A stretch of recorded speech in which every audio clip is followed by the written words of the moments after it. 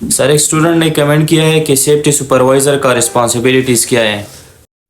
बिल्कुल ये एक अहम क्वेश्चन है। As a safety officers side पे हमारे रिस्पॉन्सिबिलिटीज़ क्या होगी। तो जैसे कि आपको पता है कि एक सुपरवाइज़र जो है वो बहुत से सेफ्टी ऑफिसर्स का एक एरिया वो देखता है।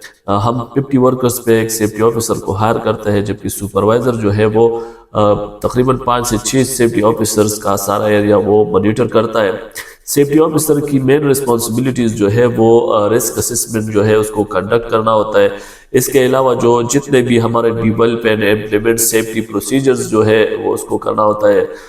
इसके अलावा जो सेफ्टी सुपरवाइज़र जो है वो रिस्पॉन्सिबल होता है कि जितने भी ट्रेनिंग्स हम साइट पे देते हैं वर्कर को, या साइट पे कोई भी नियर मिस या एक्सीडेंट होता है, सारे वर्कर्स को ट्रेनिंग्स देना जो है सुपरवाइज़र का काम है। जो मास्टर टूलबॉक्स कमेटी है वो भी सेफ्टी सुपरवाइजर्स की जिम्मेदारी है। जो जितने भी हमारे पास मॉनिटर एंड इन्फोर्स जो कंप्लायंस है, जितने भी लॉज और रेगुलेशंस है उसको अपडेट रखते हैं साइट पे। जितने भी हमारे साइट पे जो है इंसिडेंट्स होते हैं, एक्सीडेंट होते हैं, उसकी जो इन्वेस्टिगेशन है वो इन्वेस्टिगेशन करना, उसके रूट काजेज मालूम करना और एक जामिया रिपोर्ट बनाना जिसमें वो रिकमेंडेशन भी दे, ये सुपरवाइज़र का काम होता है। रिपोर्ट बना के, इन्वेस्टिगेशन बना के जो है अपने मैनेजर को वो प्रोवाइड करता है। इसके अलावा जो सेकेंडरी रिस्पॉन्सिबिलिटीज़ है एज अ सेफ्टी सुपरवाइज़र, तो जितना भी रिकॉर्ड होता है साइट पे वो सुपरवाइज़र की जिम्मेदारी होती है कि उसको मेंटेन करे।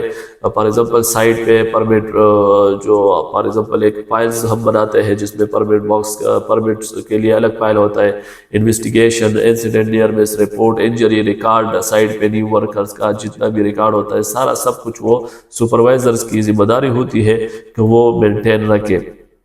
इसके अलावा साइट पे जितने भी इंस्पेक्शंस होते हैं वो भी सुपरवाइज़र की जिम्मेदारी होती है।